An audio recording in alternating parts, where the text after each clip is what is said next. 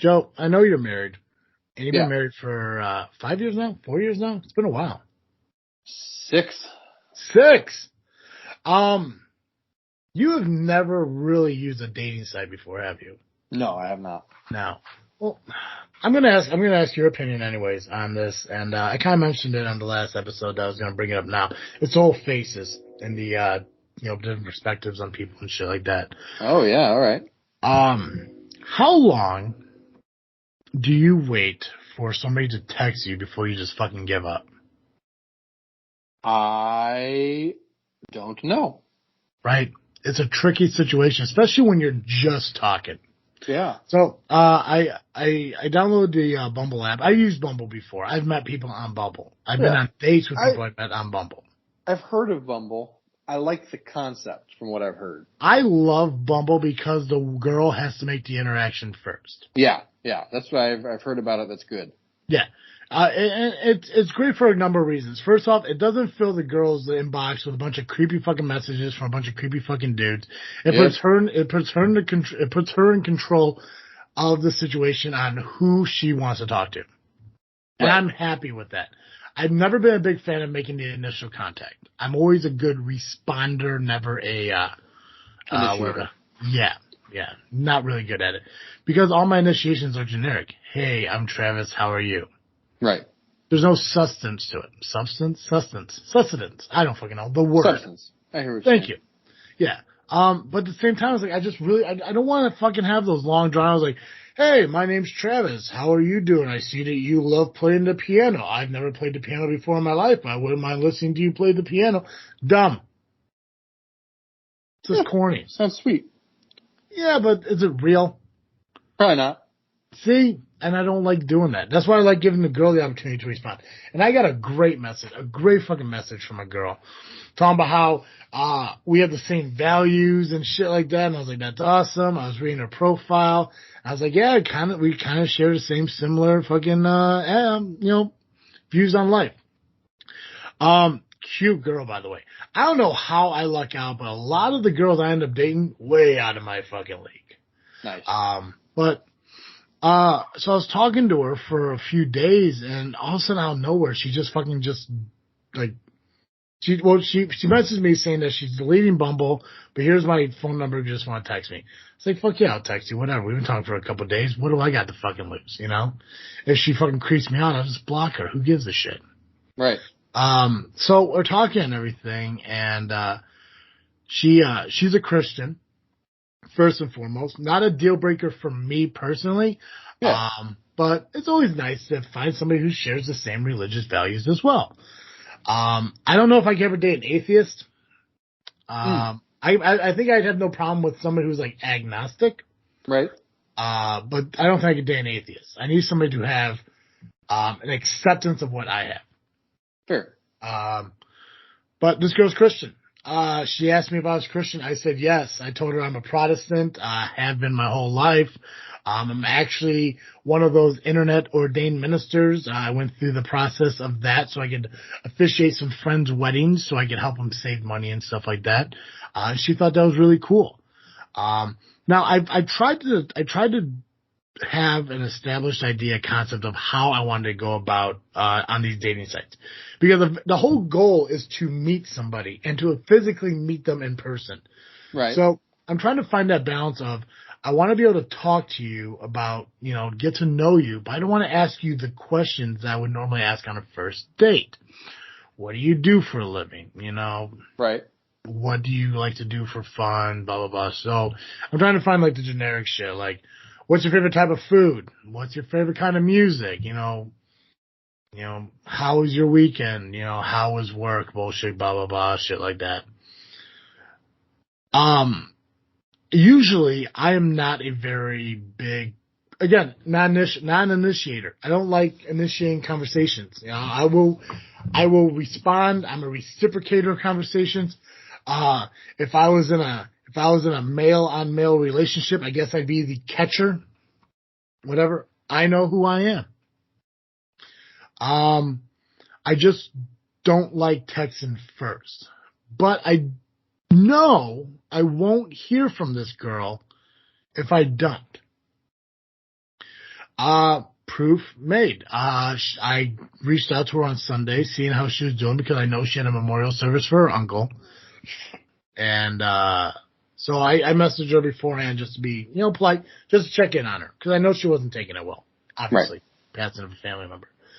So I just messaged her, I was like, hey, how's everything going and everything? And she said, fine, just getting ready to go to his memorial service with my uncle. And I knew that, obviously. And I was like, yeah, I remember you telling me about that. I just wanted to make sure how you were doing, like, obviously it's, something hard to deal with, She's like, oh, it's fine. I did my crying yesterday, blah, blah, blah, bullshit. I said, okay, cool. Well, I'm going to let you go so you can be with your family. Just, if you want, give me a text, shoot me a text when you're done if you want to talk later. She said, okay, fine. That was 2 days ago. No response. And the thing that I'm realizing is, like, I texted her last Monday after she deleted her account, gave me her number, said, hey, this is Travis from Bumble, blah, blah, blah. She said, hi. We talked like half an hour, and then she's like, oh, I'm really going to go to bed. I'm kind of tired, blah, blah. Cool, awesome. Shoot me a text tomorrow. Okay, didn't. Text her on Wednesday. Hey, just seeing how you're doing, because I guess she got in an accident. Oh, geez. She got a concussion. So. Oh my God. So, like, Monday she wanted to go get some rest because her head was hurting. So I was like, fine. So I didn't hear from her on Tuesday. I'm like, I'll give it one more day and now I'll text her. Yeah, that's fair. Text her on Wednesday, talked to her for a little bit and everything. And, it wasn't so much of like, okay, hey, I'll talk to you later. It's just like the conversation fucking ended. Bummer. So I texted her on Friday. I'm like, did you forget we were in a conversation? Because now I'm just poking fun at her concussion. Because I'm kind of pissed. Oh, yeah. And we had a pretty long conversation that fucking night. I think we text back and forth for 5 hours, just talking about bullshit and everything. She asked me again if I was a Christian. I guess she forgot about it. It might have been the concussion or whatever. And then we talked about forgiveness. No. And that was one of the biggest things I wanted to talk about today on the show. But before we dive into that, I just want to remind you guys that this episode of this freaking show is brought to you by CarterComics.com. It is the one-stop shop for all your comic needs. It's weird. I noticed on all of my podcasts or all my sponsorship plugs, I use that one-stop shop quote.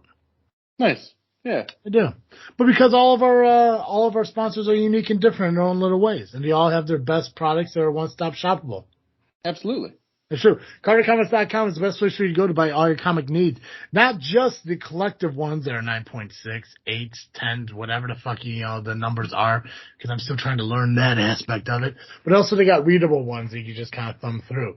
So many different comics available at CarterComics.com, and not only just on CarterComics.com, but also all their eBay sites as well. If you need to look for their eBay sites, we can provide that to you. Just reach out to us and we'll tell you how to find it. Or just go to CarterComics.com, scroll down at the bottom of their front page, and they're all listed right there. So you can do the work yourself. So don't be lazy. Nice. Right?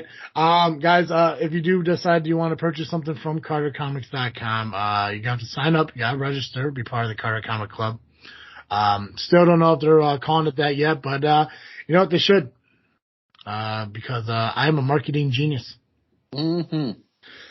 So, be part of the Carter Comic Club and everything. Sign up, get yourself an account and everything. Fill up your cart with all their amazing products. And right before you check out, go to that shipping little comment box right there. I need you to type in this freaking show, Travesty or Cartoon Joe, whatever you need to reference us here at the show for your sale to let them know. Because there is a deal going on with Carter Comics. I just have yet to sit and talk with Doug on exactly what that was. I know he mentioned it to me. I haven't had a chance to. I know if you guys are like, well, you stood down the last episode. Spoiler alert, we're literally recording 2 episodes back to back. So it's like, it hasn't been days. Sometimes. Yeah, it hasn't been days. It's been literally minutes since I said it last time. So, I will get the information out to you. I will post it up on Facebook the moment I have it. I just don't know what the sale is. But Carter Comics does know what the sale is. So if you mention us in the shipping comments, they will apply that deal to it. I just don't know what it is. If I had to guess, and don't quote me on this, if I had to guess, I think it's like 10% off your sale plus 10% off shipping. I think it's both. I'm not quite sure. I think it's something like that. As I said, don't quote me. It's just an educated guess. But I will talk to Carter Comic and get the exact offer that they're offering. And, yeah. It's a great sponsorship. We're honored to have them. As we mentioned in the last episode, it's going to give us the ability to do so many more things here on this freaking show as part of Freakin Studios that we can put up on our YouTube channel, which is Freakin Studios over on YouTube. Make sure you hit the notification bell and subscribe to our channel. Nice. Yeah.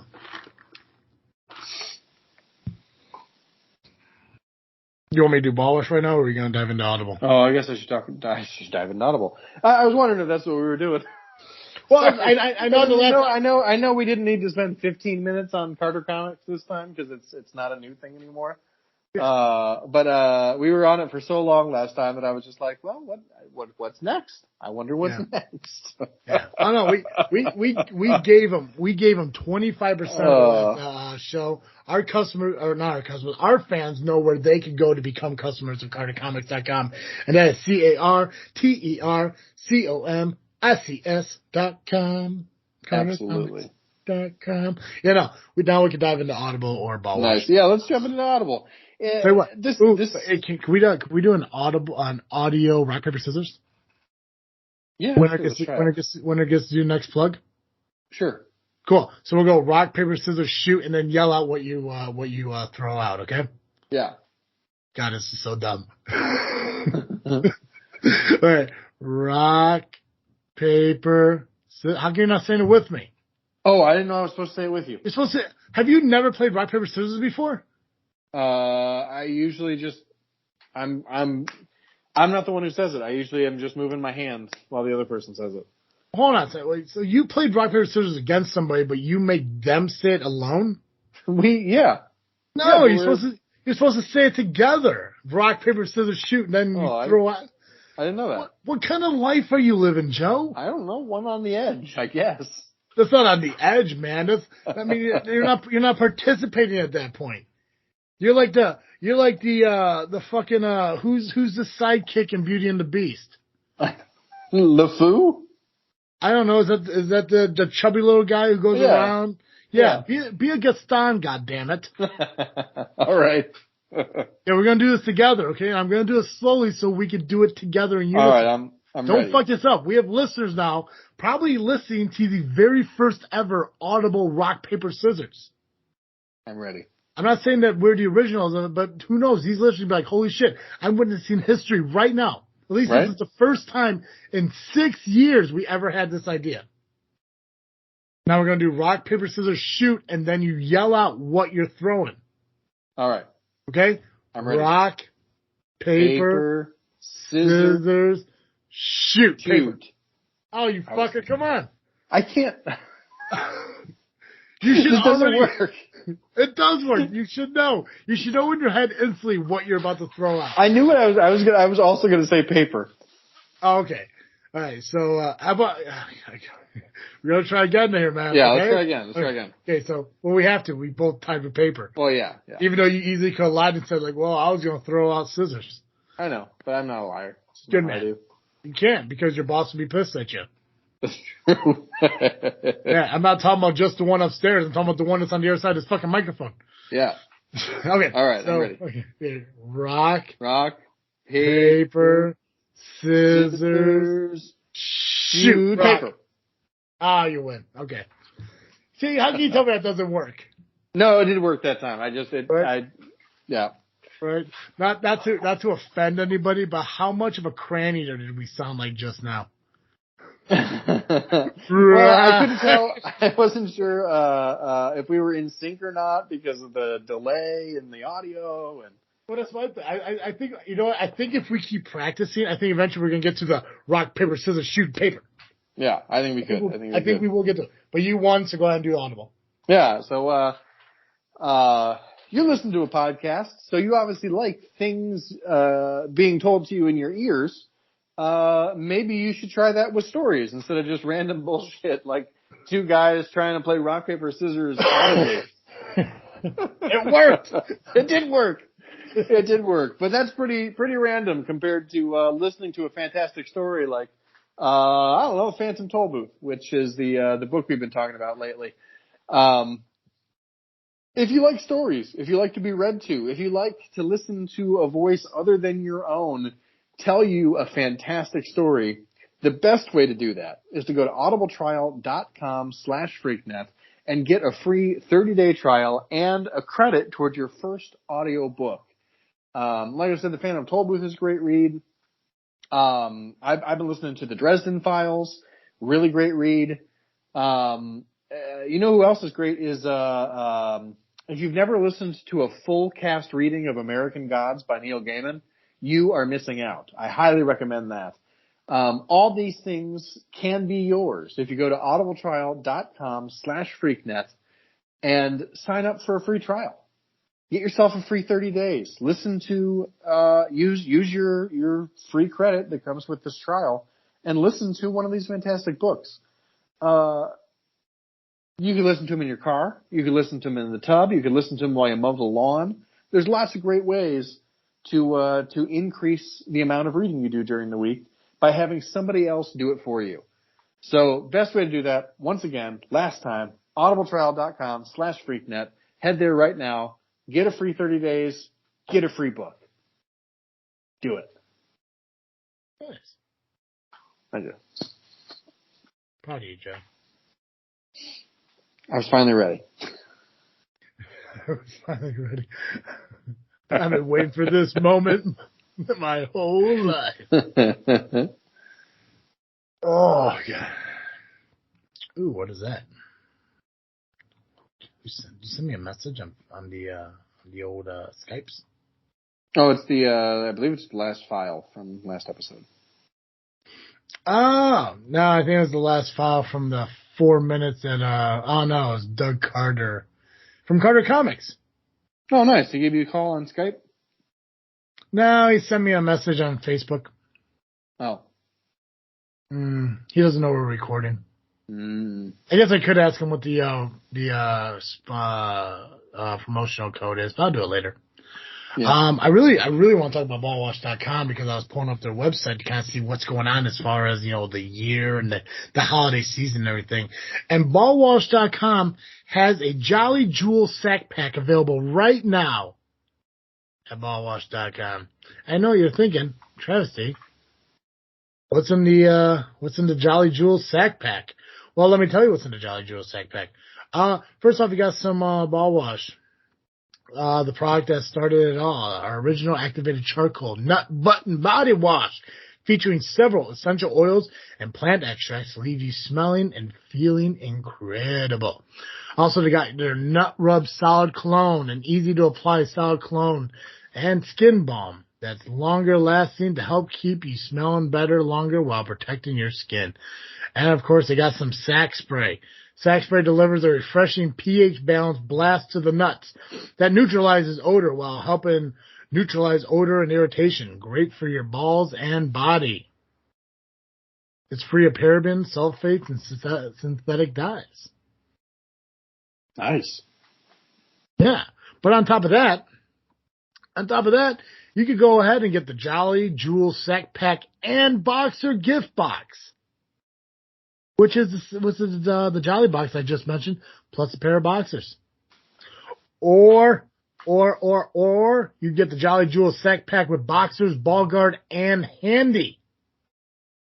The handy, Joe. That is the hand. That's the body scrubber, not the lube. Oh, all right, gotcha. I was like, what's a hand? What is in this context? What's a handy? In the 6 years I've been married. No, I'm kidding. It's the thing that they use to scrub the body, the body sponge kind of thing. But it's their own personal design. So all these are available at ballwash.com. So again, the Christmas spirit where you can get jingle balls all the way. Nice. Yeah, I didn't know if that was gonna land, but I think it was good. I liked it. Jingle balls. Perfect. All right, go to ballwash.com, fill up your stocking, if you will, with all these amazing ball wash products. Everything from shampoos, conditioners, body washes, ball guard, which is my personal favorite, the rub-on cologne, the ball spray, the handies, any product they have available. Go ahead and fill your cart up with it. Use the promo code FREAKNET, FREAKNET. Save yourself 15%. Guys, the more you buy, the more you save with our promo code because we want you to have a great Christmas and holiday season. And what better way to do it than ballwash.com? It's time to get that funk out of your drunk this holiday season. Joe, okay, where did I leave off with the relationship shit? You had been messaging back and forth, and she had not gotten back to you in like a few days. Yeah, but there was something we're gonna talk about. Now I can't fucking remember. Oh, I don't remember either. I'm sorry. Oh God, that's no bueno. Yeah. It was the whole point of this entire fucking podcast. Have I ever used a dating app? No, this is after. Oh, is after that? Oh no. How long should you wait to text somebody?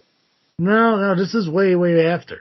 This is like this is right before I started doing Carter Comics. Yeah. Oh man, there was what the hell? I was telling you about, we were talking about the Christian views. Right.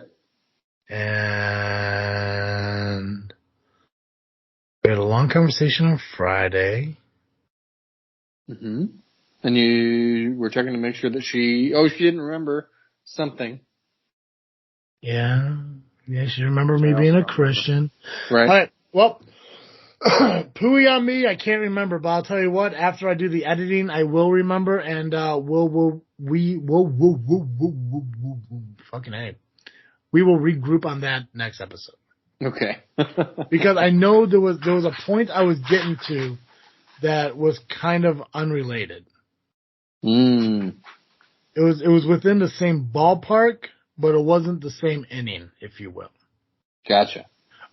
So I will go back and listen to it, and then I will make a note of it, and we'll catch up on that next week then. But let's dive into Phantom Tollbooth. I don't want to wait too long to get into the next chapter here. Let's do it. So we did chapter 14. The dodecahedron leads the way. That's where the crew, if you will, decide to. What the fuck? Why do people keep bothering me while I'm recording my show?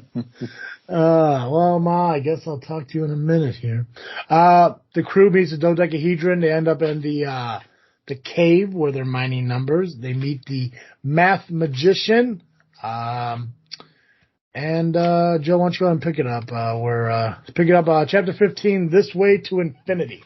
Yeah, so you'll recall, at the end of the last chapter, he had suggested that it's time for lunch, and the humbug is like, yeah, lunchtime, that sounds great. I'm not going to say anything because I want to get fed.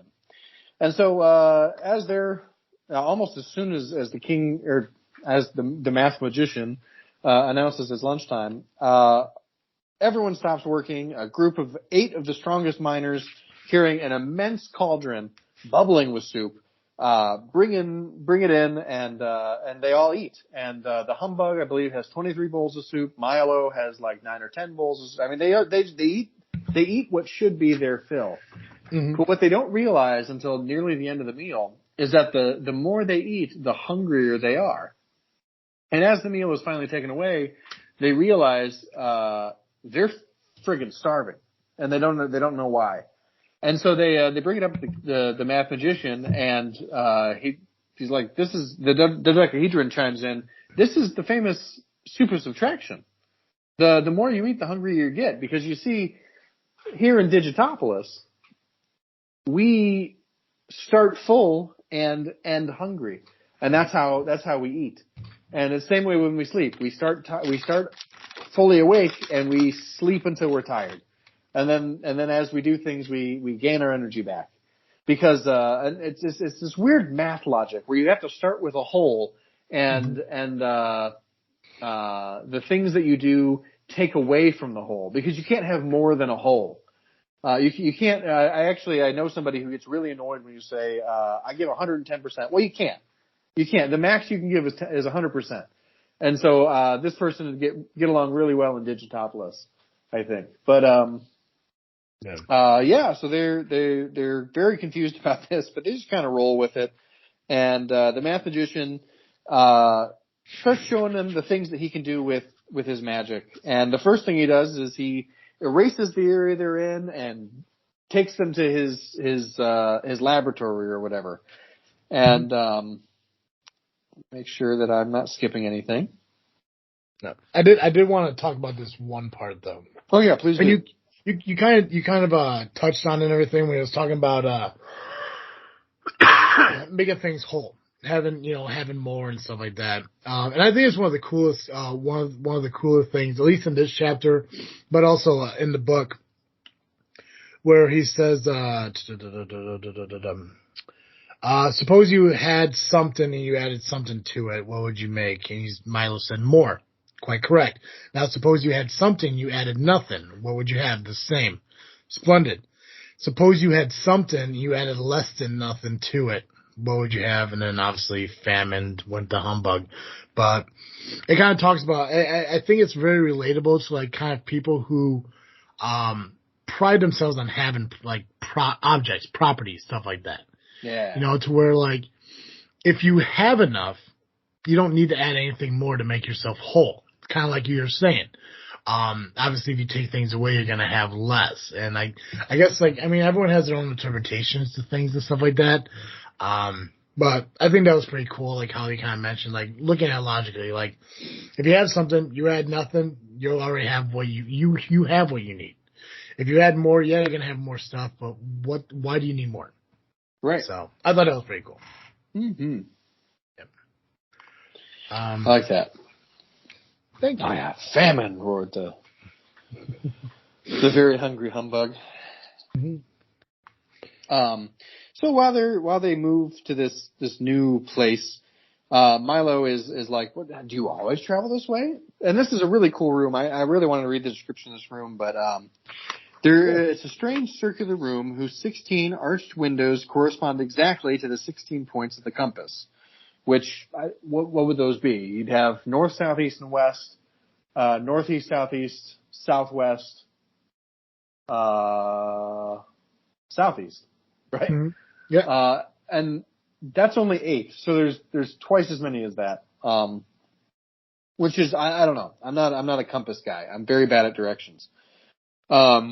So I thought that was interesting. Around the entire circumference were numbers from 0 to 360, marking the degrees of the circle. And on the floor, walls, tables, chairs, desks, cabinets, and the ceilings were labels showing their heights, widths, depths, and distances to and from each other.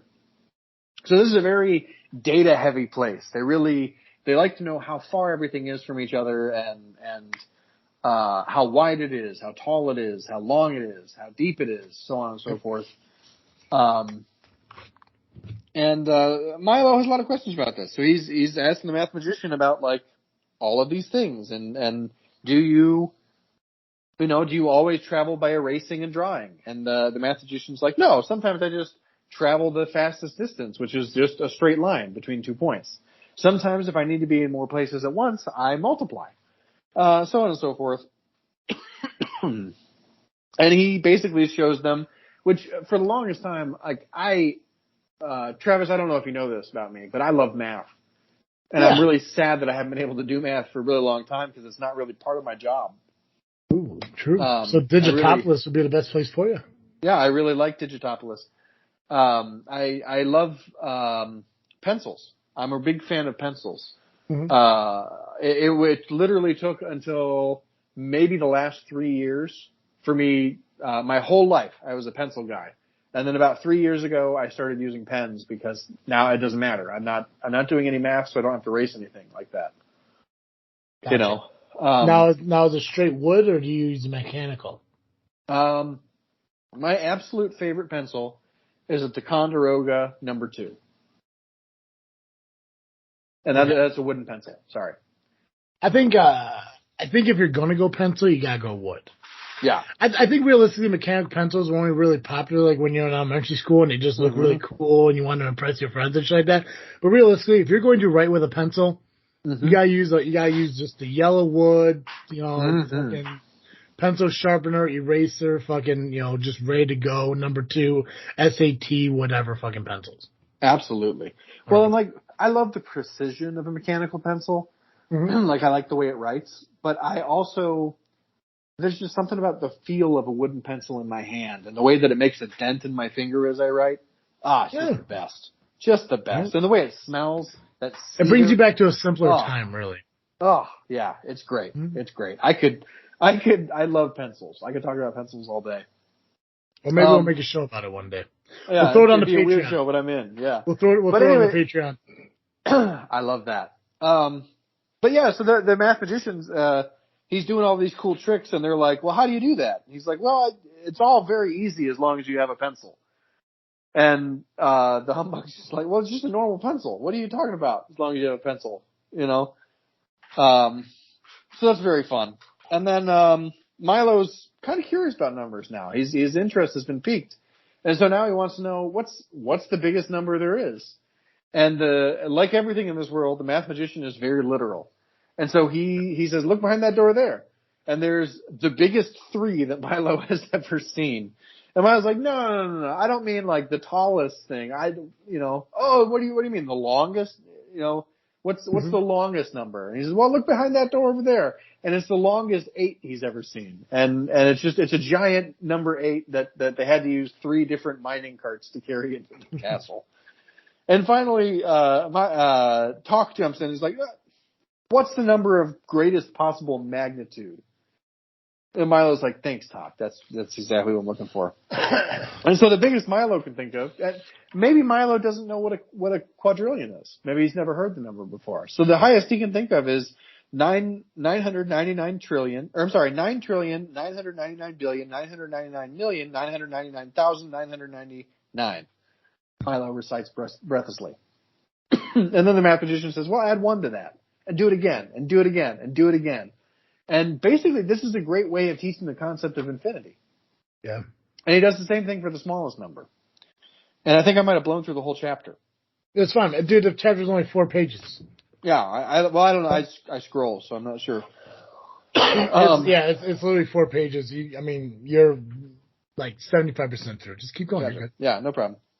Everyone's enjoying your excitement. Oh, thanks. I am excited. I love numbers. If you were ball wash right now, you would be the handy. Nice. Nice. And so, he does the same thing with small numbers. What's the smallest number you can think of? I don't know, like 1/100 millionth or something like that. And it's okay, now divide that by 2 and divide it by 2 and divide it by 2. And basically, the concept is as you approach infinity, you can still divide by 2. No matter what number you have, you can divide it in half. And Milo's like, well, that's amazing, but how do you keep that number on hand? He's like, yeah, we have it in the world's smallest box, in the smallest drawer, in the smallest house, smallest desk, smallest house, smallest world, so on and so forth. And the math magician's like, just follow this line forever and you'll get there. And Milo's like, well, I don't have forever. I'm busy. I got things to do today. He's like, well, try the staircase. And so Milo climbs up the staircase and tells Talk and the humbug to wait. And that's basically where the episode, the chapter ends. Yeah. Awesome. So fun stuff. I really enjoyed it. Right. It's a great book, man. So that means we are leaving off on chapter 16.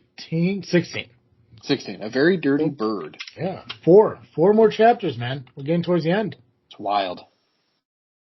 Ooh, nice. Okay. Such a short book and such a long year. Yeah. See, and we made it last. Mm-hmm. Right. Speaking of handies. Yeah. Well, remind everyone what the plan is for the Freakin book club when we end here. Yeah. Oh, right now. Okay, sorry. Yeah. So when are you gonna do it? When were you gonna do it? I thought you were telling me to remind them when we got to the end of the season. I should remind them what we're doing. Oh, you monster! No, totally tell them now. Tell you now. I believe the plan.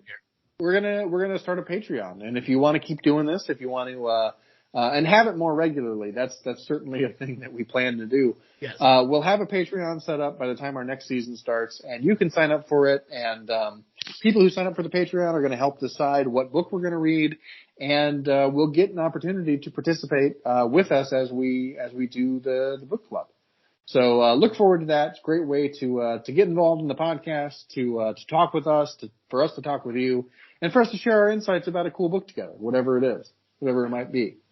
So. And plus it'll motivate people to read, which I think realistically people don't do as much as they really should. Yeah, I mean, it's very rare these days. Right? I mean, obviously there's people like you who, they sit down, they enjoy reading, they make time for it, and then there's people like me who are like, you know what, I'm gonna do it for fucking content for a podcast. But you know what, honestly, reading the book, it's actually made me like more enjoyable to actually grab our book and start going. You mentioned a book on the last episode that you wanted to kind of like start out, the official book club with. Yeah, I'd even recommend. Yeah, I'd start with Dresden Files #1. Yeah. It's really good. So we can look at doing that. Cause we've been talking about doing Patreon for a while now. We just never really kind of established the content we're going to do. But like I said, as we mentioned on the last episode, because of CutterComics.com and, the sponsorship that they're providing to us, we're going to have the ability to do so much more. And it also comes with the responsibility of getting more content out there as requested by them. So again, don't want to go into numbers, but, they're helping us out to the point where, yeah, definitely, we're definitely going to do what they, request of us. Not that they tell us. They're not telling us to do anything. They're just requesting a certain criteria from us that we're going to honor because, they're taking a chance on us. Absolutely.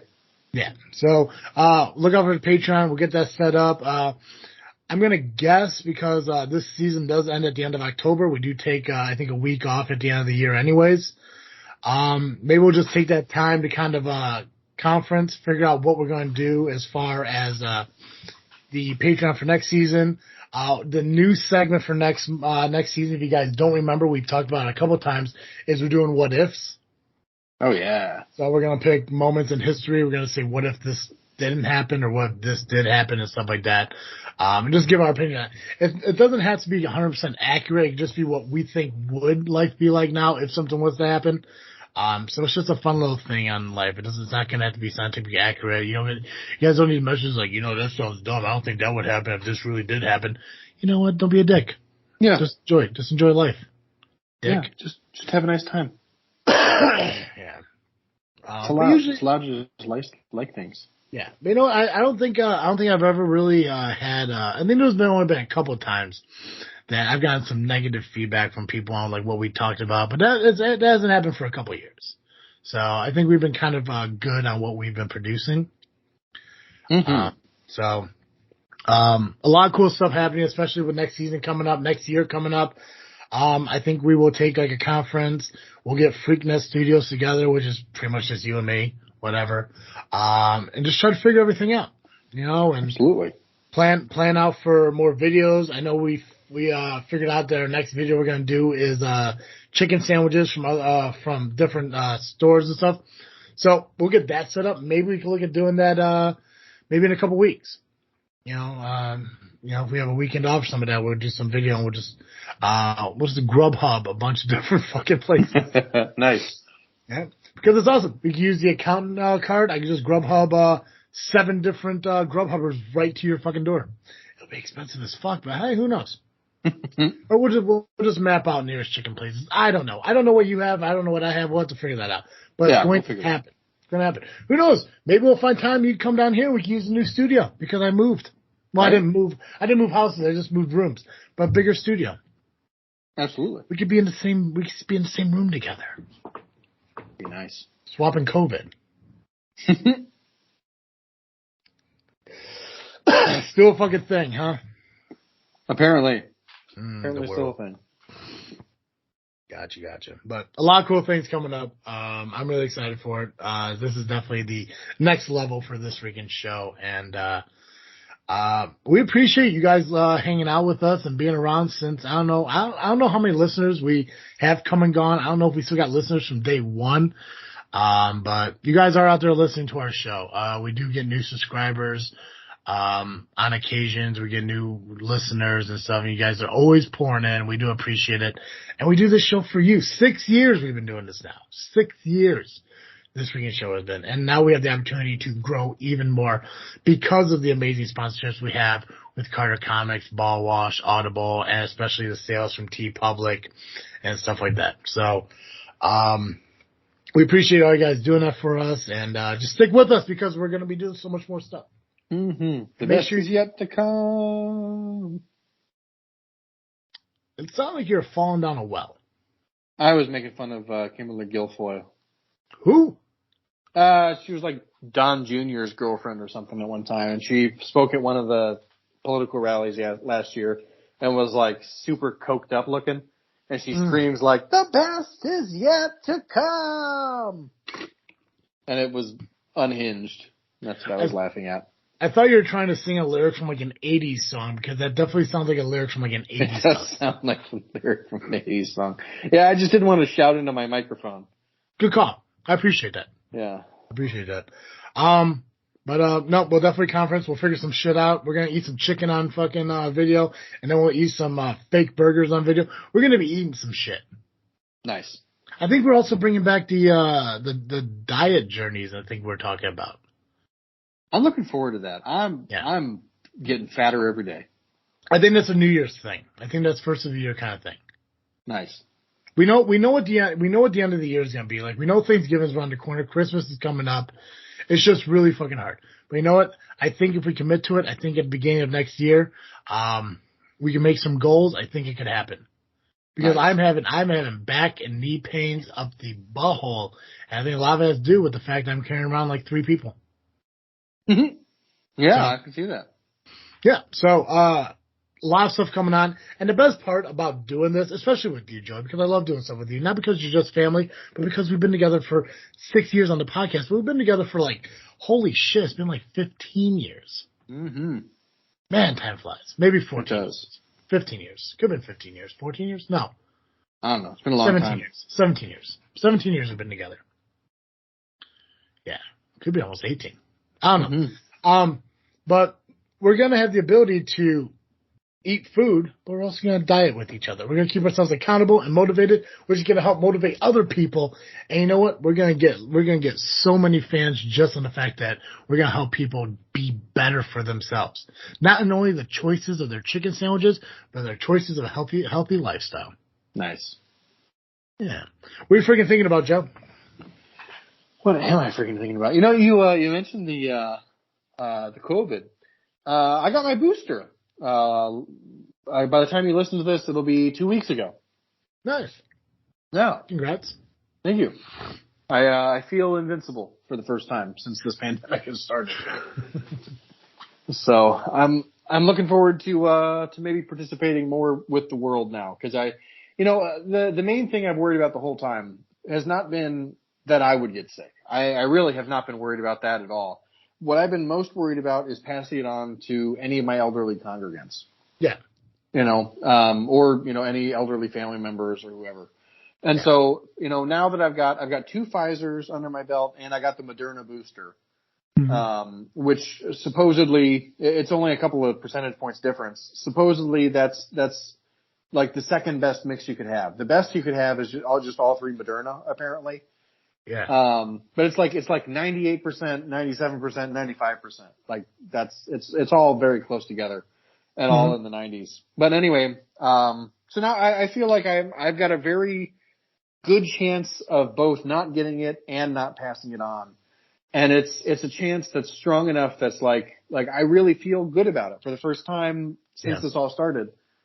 Because there just wasn't that much data on how when I got my second Pfizer way back in the spring, we didn't know how long the shots would last and whether or not there would be a booster and all this stuff. And now scientists are feeling optimistic, so I'm feeling optimistic. Yeah. Well, and that's the thing, Joe. I think that's the biggest difference between someone like you and someone like the how the fuck do I say this? You're cautionary. Yeah. I think other people are how the fuck do I say this? Okay. There are people who are cautious. There are people who are paranoid. Yeah. And I think when you get the people who are paranoid kind of like realize that if you're more cautious than anything, you could be fine. It's kind of it's like you said, you want to get the booster. Now you're going to have the ability to do more interactive things. Yeah. To where you get the other people are I got the shot, I got my second shot, I got my booster shot, I wear my mask. I don't go outdoors. If I feel like I got a headache, I'm going to quarantine for 10 days because I'm not going to be the one to do this, that, and the other thing. It's like you could do everything you want, but unless you realize that you're still going to have to live your life, like you're just going to like just live in that weird paranoia. Yeah. And I get it. Like, yeah, I know coronavirus isn't a joke. I know COVID's not a joke. I know we make a lot of goofy games on here from it just for the sake of the, Oh yeah, you gotta work. keep alive. Yeah, keep it light. Yeah, keep it light, right? 100%. And the thing is, it's like, it's just like, it's the paranoia people that bug me like the most out of everybody. I haven't been vaccinated yet. And it's not because I'm an anti-vax or anything. It's one of those situations where like it's hard for me to kind of agree with what's going on. And I know a lot of people like, I mean, not so many people like who are listening and everything, but like, people who I work with, just saying like, well, you're a Trump supporter, so are you not, getting vaccinated because, it's not Trump saying it? Well, Trump did tell everyone to get vaccinated. And this is the same vaccinations that Trump started with. Right. It has nothing to do with who says it. It has to do with the fact that a lot of this shit doesn't make sense to me because in my mind, from what I've heard and everything, like the vaccinations aren't going to prevent me from getting COVID. It's not going to prevent me from giving other people COVID. It's just going to lessen the effects of COVID in my body. So I sit there and I keep thinking to myself, it's like, why do people care so much about me getting vaccinated if the vaccine only helps me? It doesn't deter it from anyone else. Yeah, it does. It does help other people. Well, explain that to me because no one's explained it to me. Yeah. So the thing is that, part of the problem is the science is like, we can only go so fast. And so there's not always data available. Mm-hmm. And so a lot of data has emerged more recently than like even 3 months ago. We weren't sure what things were.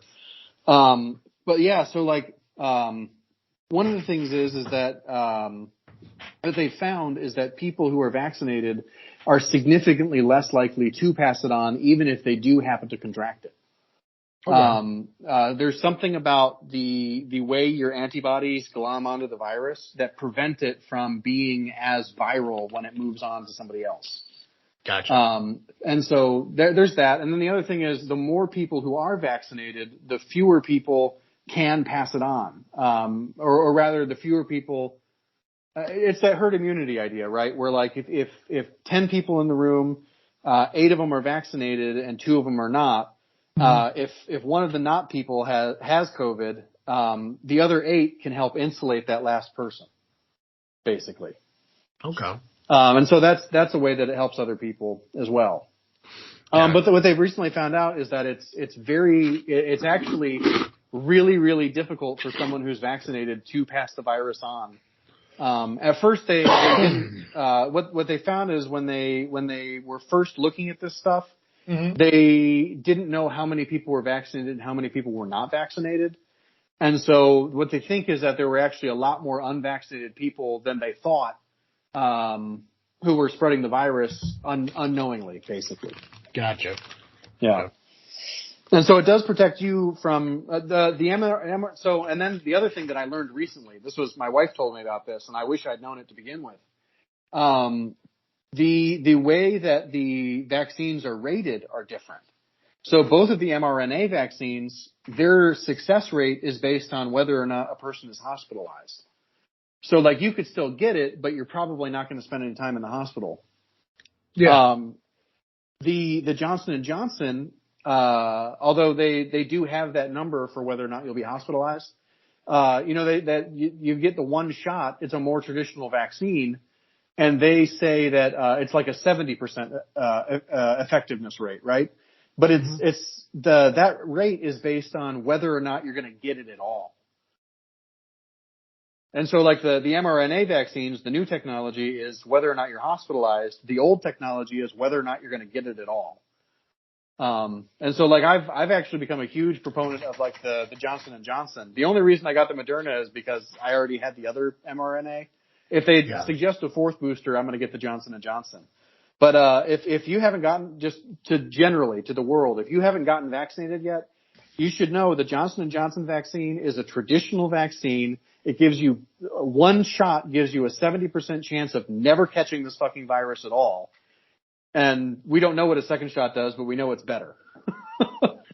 Yeah. See, I've heard that Johnson & Johnson wasn't that good. Like, they were having issues with it. So they kind of fixed that? Yeah, as far as I know. So I think they are recommending a booster for it so that it's a 2-dose vaccine instead of a 1-dose vaccine. Okay. But yeah, their success rate is based on whether or not you get it at all versus the other one, which is whether or not you get hospitalized for it. Gotcha. Which I thought is cool. I wish they'd said that to begin with. Maybe they didn't want to because they had more supply of the other ones, but. Yeah. I think what the problem was, like, and obviously. Their messaging has been garbage the entire time. Well, like, it's weird because, like, when you sit there and listen to the news and everything, like, they talk about, like, death rates and everything compared to Johnson & Johnson. Oh, interesting. Like, they never talk about Pfizer or Moderna. Like, they keep saying, like, there's these successes and everything. But, like, I don't have the information in front of me, and I wish I remember where I found it. But I could have sworn I saw something about, like, there's, like, a 3% survival rate with Johnson & Johnson. But I know that can't be right. But there's the number 3% is stuck in my head when it comes to Johnson & Johnson. I can't remember what the hell it was. And if I find it, I'll send it to you. Yeah, because I'm curious about that. I'm trying to remember what I just remember hearing a lot of people say, like, when they took the Johnson & Johnson, they got sick. And I know it's like, it's not everybody who gets sick. I think it's a DNA thing. I think it's like how your body receives stuff. But that's fucking anything. Like, people can have bad reactions to polio vaccines, flu vaccines. So it's like I'm not like I said, I'm not an anti-vaxxer. It just never made sense to me because all you keep hearing is the vaccine, and that's the thing too, is like they changed the term of what a vaccine is to, like, accommodate this. I've heard that too. Whatever. Well, because this new mRNA vaccine is unlike any vaccine we've ever had. Yeah. Typically, historically, so like the first smallpox vaccine. Mm-hmm. This is so disgusting. The earliest smallpox vaccine, what they would do is they would basically they would milk cowpox pus out of a cow, out of like a sore from a smallpox on a cowpox. And then they would put a cut in your arm and then just shove that pus in there and then, like, bandage up your arm. And that was like, that's how they inoculated you. And then the next step from there to the like the 18th century version was to take a scab from somebody who has smallpox and shove that in your arm. And there was, like, a really bad success rate on that. Like, it's better than getting smallpox, but it's awful. And then, like, from there it was, okay, well, we're going to figure out a way to, create a weakened version of the virus and put that into you with a shot, which is what the polio vaccine was. That was the first time that somebody had done that, was Jonas Salk. Mm-hmm. And that's so traditionally that's what you're getting is a different version of the virus. The mRNA is so completely different. It's hard to even, without changing the terminology, like you said, it's hard to even call it a vaccine because it's not traditional inoculation. Yeah. Yeah. Okay. Well, I'm definitely going to take it more into consideration. Like I said, my dad recommends me getting it, and I know my dad wouldn't tell me to do something that's trying to harm me. Obviously, there's a big fear in me being one of those DNA strands that affects wrong. And it's also at the same time, like, I don't know if it's been different since it first came out. So this I may not know. But I heard one person say it before, so there's no logic to it other than from what I hear. Yeah. So, plus the person that said I don't really like anyway. So, if you're listening and you remember telling me this, I don't remember how it worked or what they said exactly, but it's like, if you get the first shot and you feel nauseous from it, it's because you've had the virus. Oh, interesting. And it's like kicking it or something like that. If you don't feel nauseous, then you're fine. If you get the second shot and you feel nauseous, it's just it's a vaccine working and you've never had COVID. So I don't know if there's any truth to it. It's goofy, but it's just one of the things, like, you see a lot of these people have certain kind of reactions and stuff, and it's not all lethal and fatal. A lot of it is like, nausea and sickness, headaches, blah, blah, blah, blah. Your body. Oh, yeah. I will say the second Pfizer knocked me on I felt like I was hungover. Yeah. So the biggest concern I have right now as it comes to vaccinations, like, I only get select days off. I work 2 days, I'm off 2 days. I work 2 days, I'm off 3 days. I work 2 days, I'm off 2 days, 3 days, blah, blah, blah. So. Yeah, you want to schedule it before a 3-day. Yeah. Just to be safe. The problem is, yeah, exactly. The problem is, we're shorthanded to the point where there is no coverage for our days. Right.